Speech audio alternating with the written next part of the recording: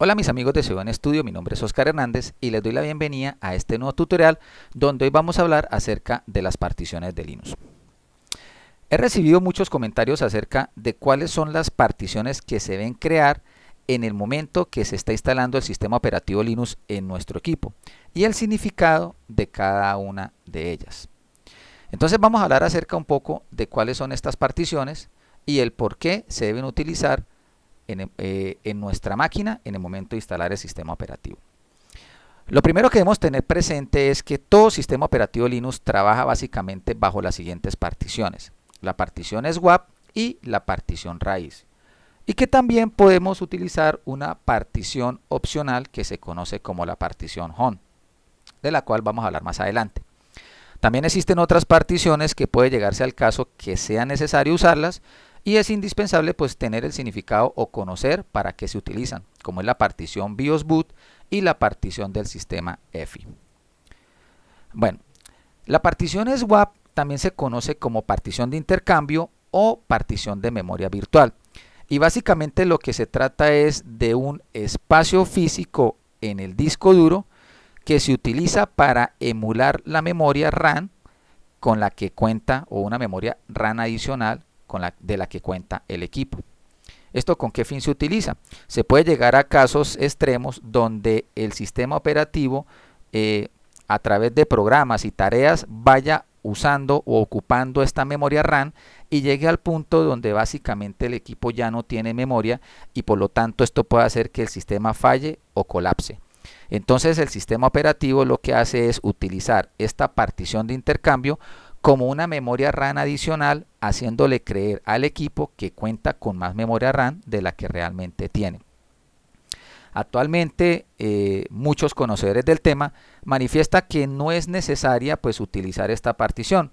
Sin embargo, fabricantes o desarrolladores como Ubuntu, como Fedora como la mayoría de desarrolladores de sistema operativo Linux recomiendan que es necesario o es mejor mantener este tipo de partición por motivos de compatibilidad en algunos programas.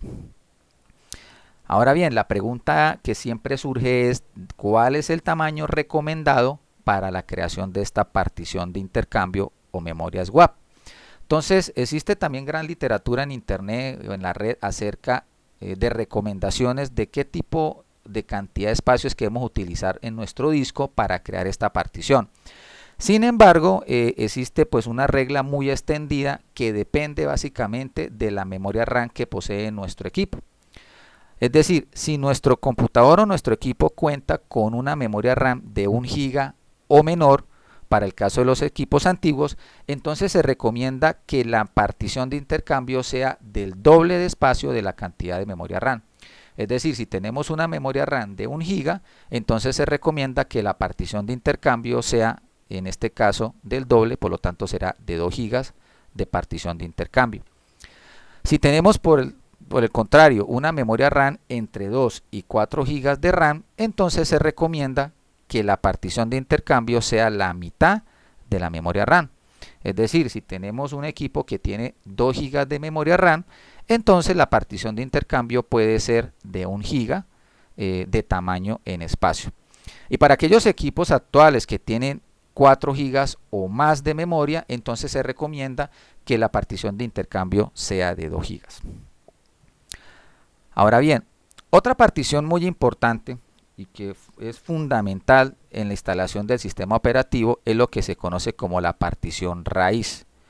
Esta partición raíz es la que contiene un directorio que también se conoce como raíz o con el símbolo slash, y es la que contiene todos los directorios o carpetas y archivos que forman parte del sistema operativo.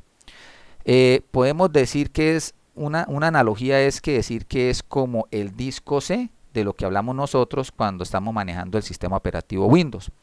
Pero lógicamente en Linux no se habla de letras como disco C y disco D, sino simplemente se habla de la partición raíz o de algún otro tipo de unidad que esté trabajando. Aquí en el ejemplo o en esta imagen podemos ver las diferentes carpetas, la cual contiene cualquier cantidad de archivos que forman parte del directorio o de la jerarquía del sistema de archivos del sistema operativo Linux. Cada una de estas carpetas cumplen una función en particular y dentro de ellas hay una muy común y muy conocida que se conoce como la carpeta home. Esta carpeta home es la que contiene la información propia de cada usuario. Es decir, en esta carpeta es donde se almacena toda la información como son carpetas, documentos, música, imágenes, es decir, toda aquella información sensible de los diferentes usuarios que van a usar pues la máquina. ¿Qué sucede? Se recomienda, no es obligatorio, pero se recomienda que esta carpeta home la montemos en una partición diferente a la partición raíz. Esto tiene pues ciertas ventajas, entre ellas es que si necesitamos reinstalar el sistema operativo, ya sea porque hubo un daño en él o necesitamos actualizarlo o hacer algún tipo de arreglo, entonces vamos a conservar la información de los usuarios porque la carpeta home está en una partición totalmente diferente a la partición raíz. Ahora bien, si nosotros también queremos cambiar de sistema operativo para instalar otra distribución de Linux diferente, entonces podemos conservar la home, que es la que va a mantener la información de los usuarios.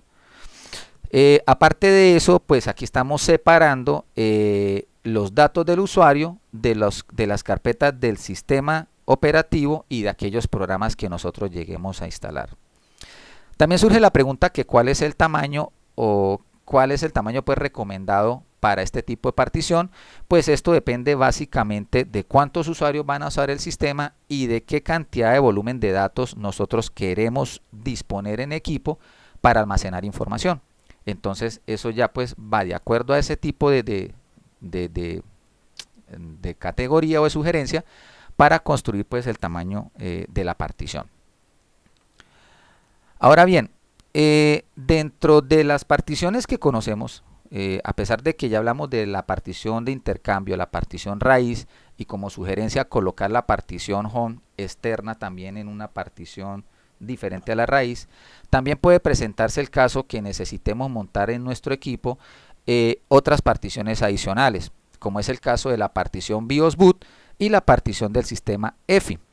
La partición de BIOS boot es la partición que utiliza el group para básicamente aquellos equipos que aún utiliza el sistema de arranque BIOS. Y la partición del sistema EFI es para aquellos computadores que actualmente utilizan el sistema de arranque UEFI. Generalmente no en todos los casos se hace necesario instalar o crear este tipo de partición y generalmente en el momento de instalar el sistema operativo generalmente él pues manifiesta si se hace necesario o no montar esta partición en algunos casos. Por ejemplo, si estamos usando un equipo que va a usar única y exclusivamente el sistema operativo Linux, lo más lógico es que sea recomendable crear esta partición de arranque, ya que no tenemos otro sistema operativo que lo acompañe y que posea pues otro sistema de arranque. Entonces dentro de este tipo de partición se guarda el group para poder entonces arrancar el sistema operativo.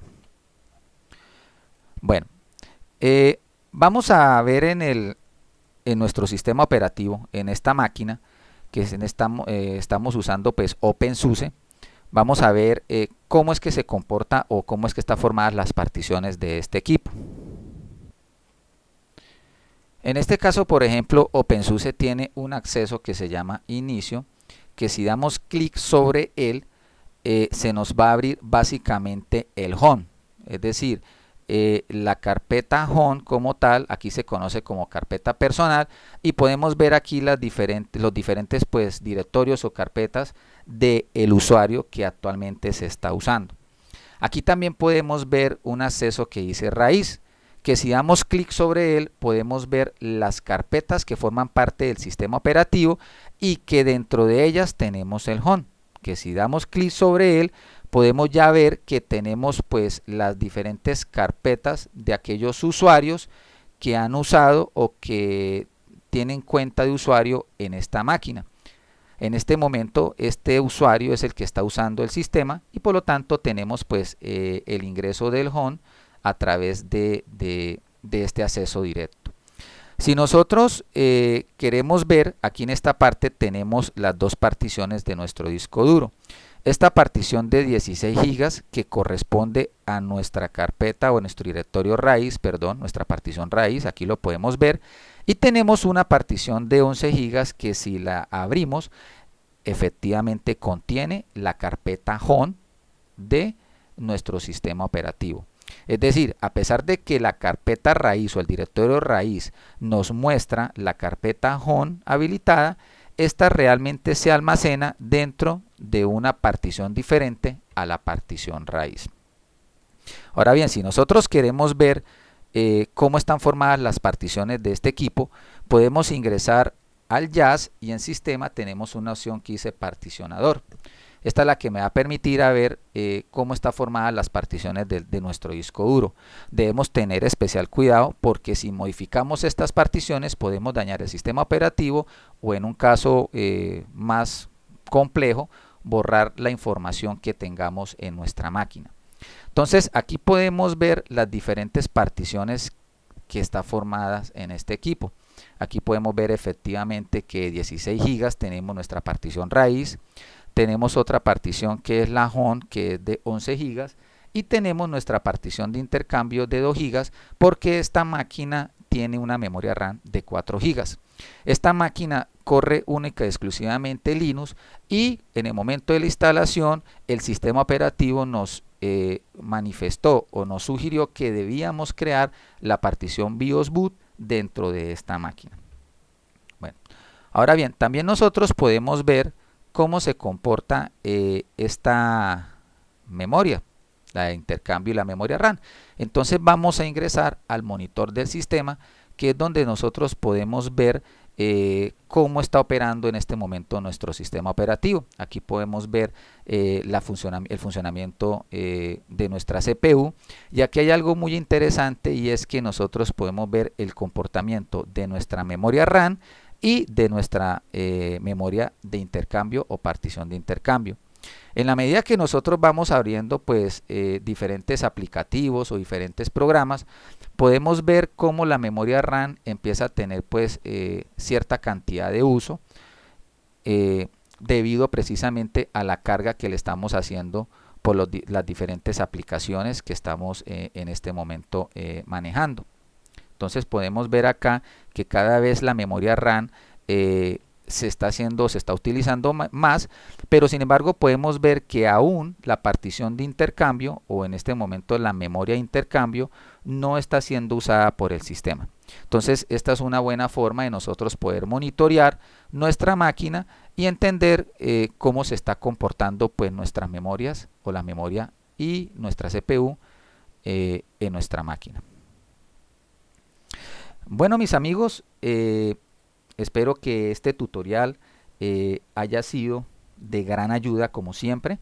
Los invito lógicamente a que se suscriban siempre a mi canal, que visiten mi blog, el cual lo vamos a estar pues actualizando próximamente, y que dejen sus comentarios. Nos vemos en un próximo tutorial.